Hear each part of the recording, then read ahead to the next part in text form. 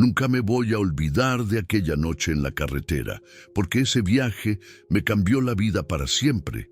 Yo, que he jalado de todo en esta vida, maíz, cemento, fierro viejo, esa vez acepté un flete sin saber realmente qué iba en mi caja. Y créanme, compas, uno puede hacerse el valiente, pero cuando no sabes lo que traes atrás, la mente no te deja en paz. El motor rugía parejo, el diésel quemado se mezclaba con el aire frío que entraba por la ventana.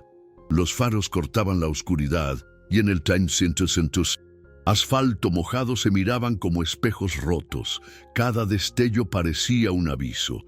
No había música, no había radio, solo el golpeteo del motor y el silencio pesado de la madrugada.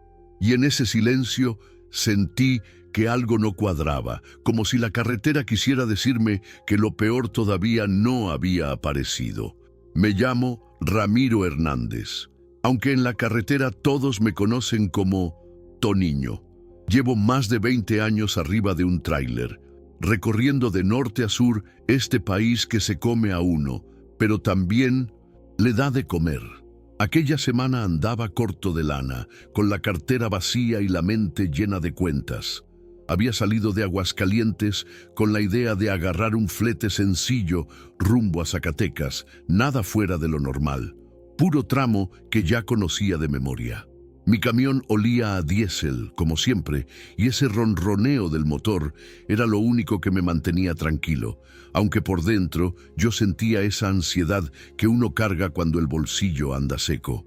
Fue ahí cuando sonó mi celular, y del otro lado escuché la voz seca de Ademar el Güero Salazar, un viejo conocido que tenía un almacén en el entronque de Jesús María. No era de muchos rodeos, siempre hablaba directo, como si cada palabra costara. Me dijo: carga ligera, no preguntes, mitad ahora, mitad al entregar, todo en efectivo, solo asegúrate de no parar. No me gustó el tono, ni la manera en que remarcó lo de no preguntes, pero cuando uno anda con la panza pegada al espinazo, la moral se acomoda como puede. Apreté los dientes y le dije que sí. Cuando llegué al patio del almacén, la escena me heló la sangre. 2 tipos tatuados hasta el cuello salieron sin saludar, sin mirarme. Solo cargaron las cajas a toda prisa dentro del remolque. Al final pusieron un candado nuevo y bien grueso, de esos que uno no rompe ni con marro. Sus ojos no eran de trabajadores comunes, eran miradas desconfiadas, como midiendo si yo iba a abrir la boca. Uno de ellos se me acercó lo suficiente para que solo yo lo escuchara y murmuró: ya sabes, el compar, ruta normal, sin desvíos. Sentí un nudo en la garganta, pero me hice el duro, asentí con la cabeza y me subí a la cabina. Encendí el motor, puse primera y me lancé a la carretera como si nada, pero la verdad es que mis manos estaban sudando en el volante. Cada vez que miraba por el retrovisor, ahí estaba, el mismo sedán gris que había visto en la madrugada. Mantenía la distancia, nunca se acercaba demasiado, pero nunca desaparecía. El estómago me dio vuelta, yo me repetía: es pura coincidencia, Ramiro, no te calientes la cabeza. Pero por dentro ya sabía que esa noche no sería como las demás. Y antes de seguir, compas, les voy a pedir algo de corazón. Déjenme en los comentarios desde qué parte del mundo me están escuchando. Para nosotros, los que vivimos en la ruta, saber que hay alguien del otro lado acompañándonos, aunque sea con unas palabras, hace la diferencia. Uno se siente menos solo en la carretera y más acompañado en la vida.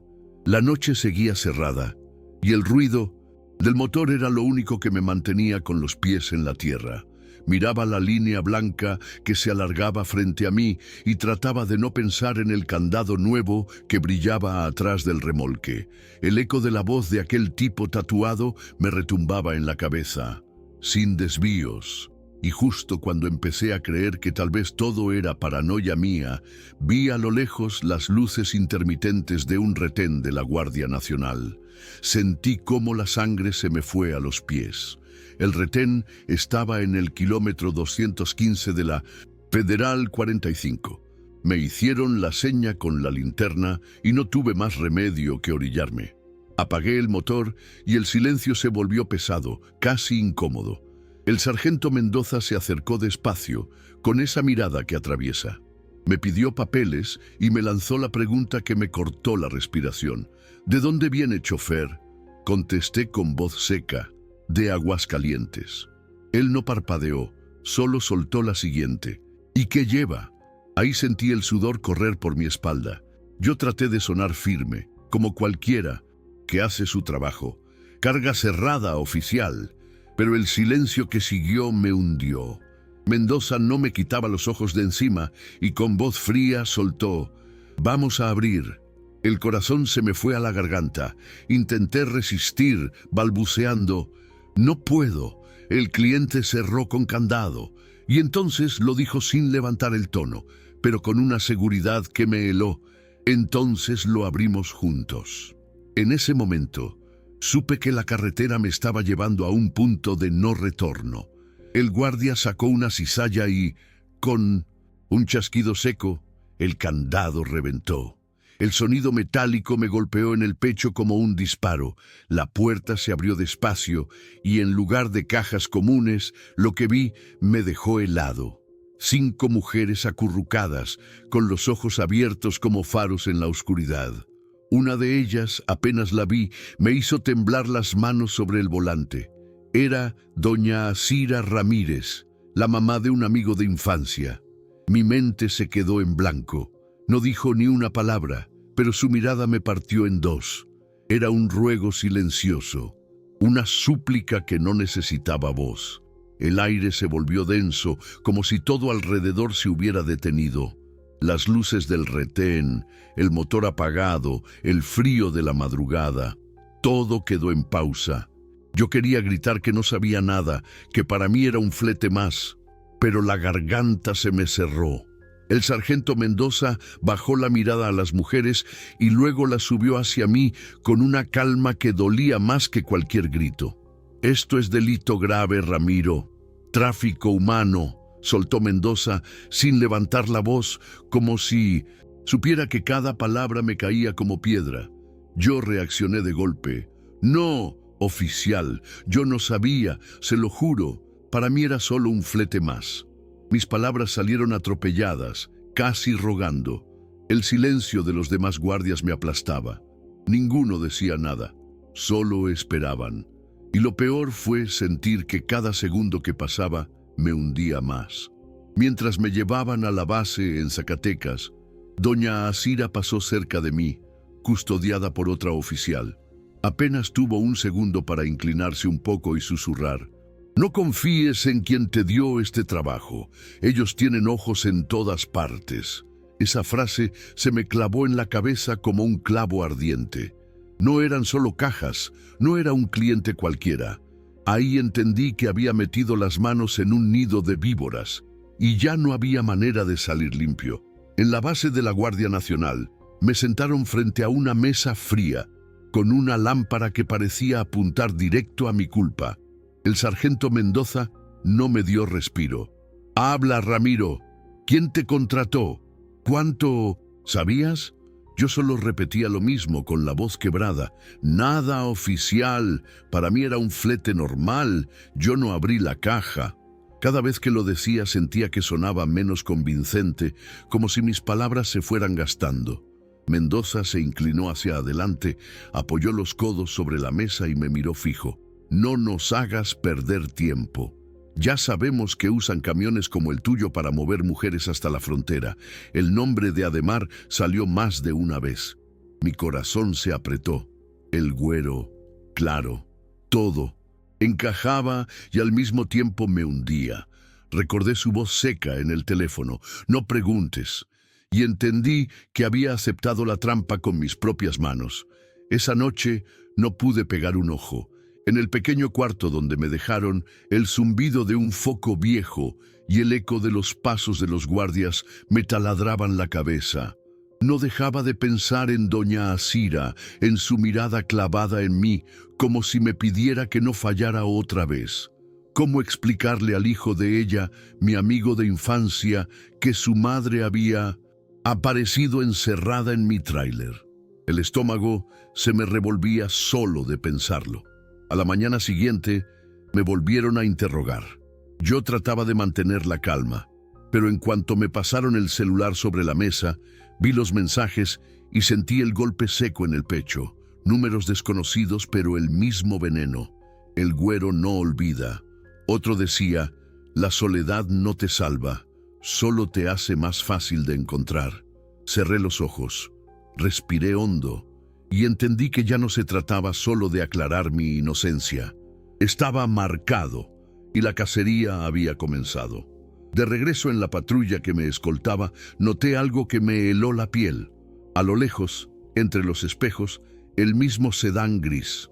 No se despegaba, siempre guardando la misma distancia, como un animal acechando. «Ese carro nos sigue desde la 45», murmuró uno de los oficiales. Yo bajé la mirada, apreté las manos en las rodillas y sentí que el mundo se me cerraba. No era paranoia, no era coincidencia. Me estaban cazando en silencio. La guardia trataba de darme confianza, pero sus rostros serios lo decían todo. Nadie estaba seguro, ni siquiera ellos. Cada curva parecía una emboscada. Cada faro que se encendía a lo lejos me erizaba la piel.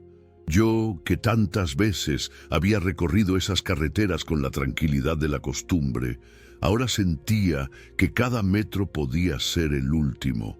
Y lo peor de todo era esa pregunta quemándome por dentro. ¿Cuánto tiempo iba a poder aguantar antes de que el güero decidiera cobrar su deuda conmigo?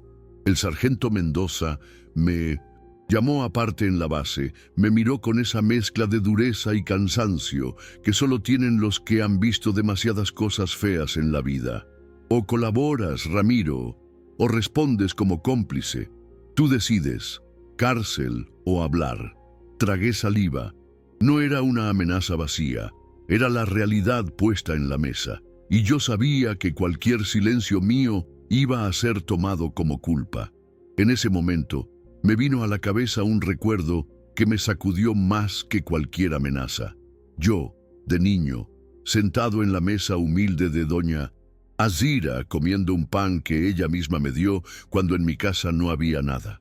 Esa mujer me había salvado 1 y 1000 veces del hambre, y ahora iba a callar, a dejarla hundida. No, no podía. Levanté la vista, con la voz temblando pero firme. Voy a contar todo lo que sé. Mi papá decía que la honra es la única carga que uno no puede perder en el camino, y yo no voy a perder la mía. Los agentes tomaron nota de cada detalle que solté. El número de Ademar, la ubicación del almacén en Jesús, María, los nombres que había escuchado de paso, hasta el tatuaje en el cuello de uno de los tipos que cargaron el camión. Mientras hablaba, sentía que cada palabra me desnudaba, como si estuviera entregando pedazos de mi vida a desconocidos. Pero no había marcha atrás. Lo que estaba en juego ya no era solo mi pellejo. Mendoza asintió con calma y dijo: «Con esto vamos a armar una operación. Pero entiende algo, Ramiro. Cuando les quitas lo que más les duele, ellos siempre regresan por lo que más te duele a ti». Esa frase me perforó. Miré mis manos, llenas de cicatrices de años de volante, y me di cuenta de que nunca me habían temblado tanto. No era miedo a la cárcel, era miedo a la venganza, a esa sombra que uno sabe que tarde o temprano va a aparecer en la curva menos pensada. La Guardia Nacional armó todo en cuestión de horas. Vi mapas extendidos sobre la mesa, radios chisporroteando con voces lejanas y oficiales entrando y saliendo con una seriedad que no dejaba espacio a dudas. Iban por el güero. Yo estaba ahí, sentado en un rincón, sintiéndome más testigo que protagonista, pero sabiendo que mis palabras habían prendido la mecha. Esa mezcla de alivio y miedo me revolvía el estómago. La operación se lanzó de madrugada. Patrullas y camionetas salieron rumbo a Jesús María y otros puntos de Zacatecas como si fueran a una guerra.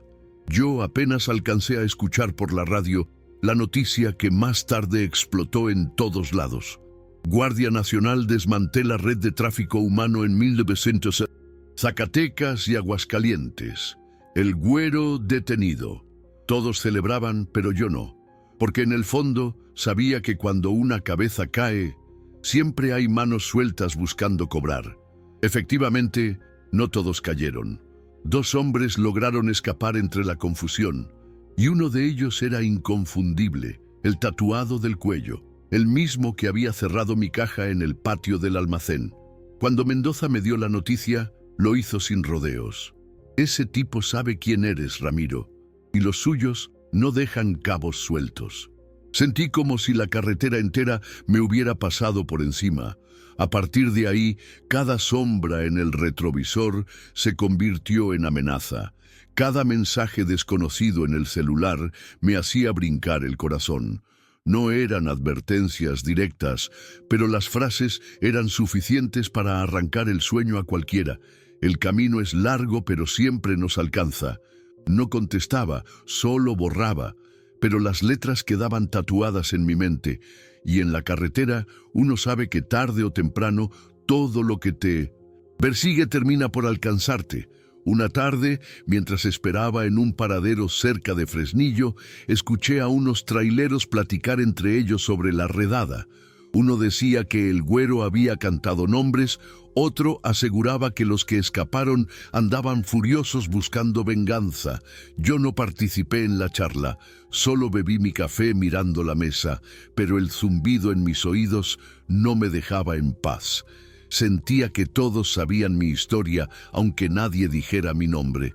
Mendoza me volvió a buscar.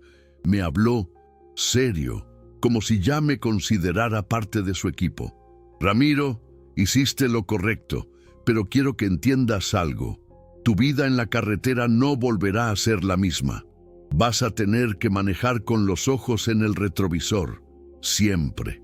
Lo dijo como quien advierte de la lluvia antes de salir, con esa calma que es peor que un grito. Y en ese momento comprendí que, aunque me dejaran libre, yo ya no volvería a rodar tranquilo nunca más. Cuando volví a subirme a mi camión, el asiento me pareció distinto, como si ya no fuera mío. Encendí el motor y ese rugido que antes me daba paz, ahora sonaba como un recordatorio constante de lo que había vivido. El olor a diésel, que siempre me había acompañado como un viejo amigo, me revolvía el estómago. Cada cambio de marcha me hacía pensar en las caras de aquellas mujeres encerradas en la caja, y sobre todo en la mirada de doña Asira. Seguí la ruta rumbo a Zacatecas con las manos aferradas al volante, demasiado fuerte, tanto que los nudillos se me pusieron en blancos. Miraba la línea del asfalto perderse al frente, pero mis ojos iban y venían al retrovisor. Y ahí, entre las luces lejanas, juraría que otra vez vi el sedán gris. Tal vez era otro carro, tal vez era mi mente jugándome una mala pasada. Pero la sensación era la misma, no estaba solo en la carretera. Pasé por un tramo largo y solitario, de esos donde la carretera parece no tener final. La radio estaba apagada y lo único que se escuchaba era el motor, el viento golpeando los espejos y mi propia respiración. Fue ahí donde empecé a hablar solo, como hacen muchos choferes cuando la soledad aprieta. Aguanta, Ramiro, solo aguanta. Pero ni mi voz conseguía callar ese presentimiento de que algo estaba a punto de pasar.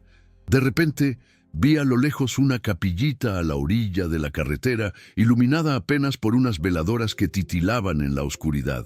Hice el intento de persignarme al pasar, costumbre vieja de mi madre, pero la mano me temblaba tanto que apenas pude. Sentí como si los ojos de algún santo me siguieran desde dentro, y por un instante el ruido del motor se apagó en mi cabeza. Era como si la carretera misma me estuviera preguntando si estaba listo para pagar el precio de mis decisiones. Llegué a un puesto de gasolina en las afueras de Zacatecas y decidí parar a tomar un café. El lugar estaba casi vacío, solo un par de traileros medio dormidos y una muchacha limpiando mesas. Me serví el café negro, fuerte, de ese que quema la lengua, y me senté mirando hacia La ventana. Afuera, las luces de los autos pasaban de largo, pero yo seguía buscando un solo carro, el maldito sedán gris. No lo vi en ese momento, pero la sensación no se fue. Tomé un sorbo y sentí que el café me temblaba en la mano.